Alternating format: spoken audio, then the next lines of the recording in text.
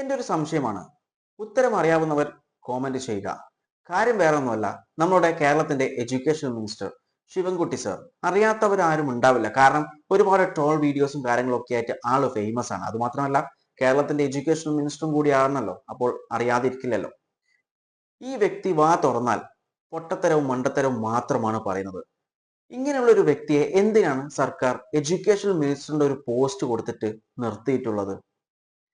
ഈ അറിവില്ലായ്മ എന്ന് പറയുന്നത് ഒരു തെറ്റായിട്ട് കാണുന്ന വ്യക്തിയല്ല ഞാൻ. അതൊരു തെറ്റല്ല. എന്നിരുന്നാലും ഇതുപോലത്തെ ഒരു പോസ്റ്റിൽ നിൽക്കുന്ന ഒരു വ്യക്തി ഇങ്ങനെയുള്ള മണ്ടത്തരങ്ങളൊക്കെ വിളിച്ചു പറയുമ്പോൾ സാമാന്യ ബോധമുള്ള അല്ലെങ്കിൽ ഒരു റെസ്പോൺസിബിൾ ആയിട്ടുള്ള ഒരു ഗവൺമെന്റ് എന്ത് ചെയ്യണം?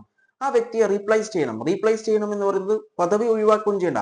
അദ്ദേഹത്തിന് വേറെ ഏതെങ്കിലും ഒരു പദവി കൊടുത്ത് ഇവിടത്തേക്ക് ആപ്റ്റ് ആയിട്ടുള്ള ഒരു എഡ്യൂക്കേഷണൽ മിനിസ്റ്റർ ആണ്, അപ്പം അതിന് ആപ്റ്റ് ആയിട്ടുള്ള ഒരു വ്യക്തിയെ അവിടെ റീപ്ലേസ് ചെയ്യുകയാണ് ഗവൺമെന്റ് ചെയ്യേണ്ടത്. പക്ഷെ എന്തുകൊണ്ടാണ് ഇതുവരെ ആയിട്ടും സർക്കാർ അതിനെക്കുറിച്ച് ചിന്തിക്കാത്തത് അല്ലെങ്കിൽ അത് ചെയ്യാത്തത്?